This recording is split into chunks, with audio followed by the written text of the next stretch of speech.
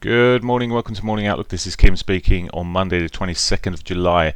So this week we have the ECB press conference and any changes they're going to be making to try and stimulate their economy.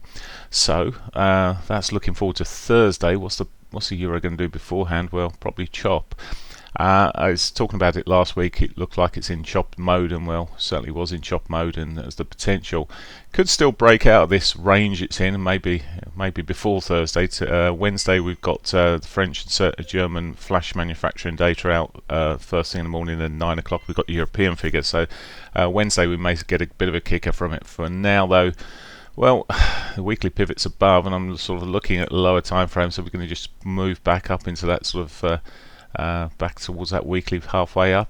We'll see, but there's a possibility at 12.20. The probability is quite good for it, but it's about 14 pips away from where we're sitting at the moment. But yeah, there was a bit of divergence across the lows there through the later session on Friday, and well, Sunday's not really done too much at all, apart from just drag on a little bit. So there's the possibility for that upside. Not, as I say, not big target there for sure. But it doesn't mean it'll stop there. There's the potential for it to, I mean, it could, if it can break through the moving averages, which it's been doing pretty cleanly up until now. If it can break through that, maybe it could be back on for towards the R1 there, back up towards those highs. I fear about worrying or looking for too much from it though. It's a bit like the pound here. It seems to get nice little moves, but it's still in this proper downward trend here with lower highs, lower lows mostly. Now we did put a nice reversal pattern in there last week. Never managed to trigger it on Friday. It's rolled over so far. It's just come down the time frames there.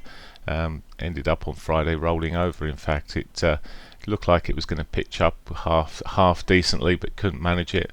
It's a day-to-day. Well, it's got a daily pivot below, weekly pivot below, which may be a draw on it later. But for now, with the euro moving as it is, or potentially, if we saw this push up towards the R1, it's still within Friday's range. Is a possibility. See if it can break that monthly pivot there, that 25.11 area. If it can get beyond that, well, we've got about 30 pips in the tank there, potentially back up towards the R1. I wouldn't write that off. In fact, that is, I'm looking at the moment. If it doesn't break post 8 o'clock, it's all about, for me, at the 8 o'clock start in terms of where I look to trade, only because we get so many false breakouts beforehand. Okay, dollar yen. Dollar yen here, it's been putting lower highs, lower lows in mostly on this daily picture. Pushed up on Friday and pushed up again this morning so far. Again, I like the downside on the yen mostly. Still like the downside, but did manage to push all the way up and hold up through the Asian session there. It's really a case of if it starts breaking back down here before it does too much to the upside there, well, it could have potential. There is the daily pivots sitting below at 107.63. If you can get in early enough on a break, it may have an opportunity. May see it get down that way. Just got to watch that 50.34 may be in the way, providing support, but it may go beyond that as well. Of course, it's certainly got space below, but I would be looking to see the euro, the pound, everything making a bit of distance here. It could also go, obviously, on the threat of any risk later in the day, but for now, have to wait and see on that one. The Aussie dollar, well, the Aussie dollar pitched out on Thursday there, breaking those prior highs there eventually, but pulled back in, just testing that sort of zone. It's back into its weekly pivot as we're sitting, or just beyond the weekly pivot into the 34. It's really a test of this morning. If it can break this sort of flaggy sort of trend line there, potentially it could be up for some more. There's daily pivot halfway, or a third of the way up there. Really depends how it kicks off this morning.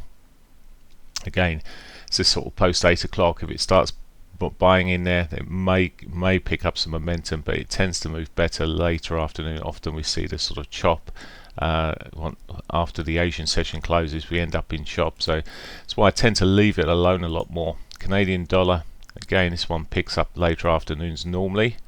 Sometimes we get the starter in the morning, but see how choppy it is on a daily. For an intraday trading point of view, it's ranged, it's been in the tight old move there. It's not really for me at the moment, and which way today, eh? God knows. The way it's been moving here, it's certainly not given too much in the way of clue. Bigger picture, would like to see it break down. Maybe there's a trend that's there is a trend line probably across there which actually has walked out sideways. Maybe if it breaks below that 50, 34 sort of area, it may be on for some further downside, but very messy, not particularly easy to decide on movement there. It is really range trading at the moment. Okay, and it's in the middle of that range at the moment. Right, that's pretty much it. I'll just have a quick look at the S&Ps. I'll look at anything else anyone asks in our trading room in a moment as well, so if you've got anything you want me to look at, shout.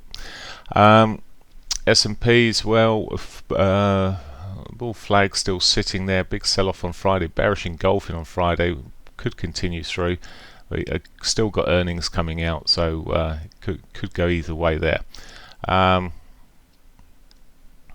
Doesn't look particularly good. Got the weekly pivot above, which may be a half or daily and weekly above, which may draw it through this morning through into the cash session, but it really depends on how some of those companies report. Did sell off in the afternoon on Friday quite strongly, and it's not looking wonderful at the moment. Still, to me, it looks like it might have more downside here. It's taken out all the highs that I was looking for it to do, so I'm not really worried now about at one stage I was concerned that it will push on and try and make that 3,000 area. That's done.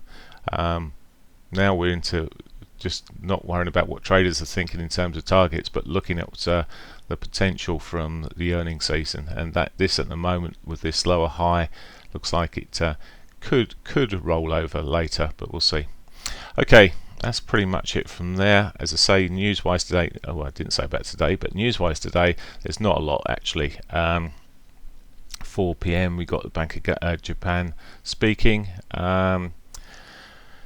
which I think by that stage most people will be finished for the day. Aussie dollar 11.30. We got this Reserve Bank of Australia Assistant Governor Kent speaking. So in Sydney. So the Committed Liquidity Facility.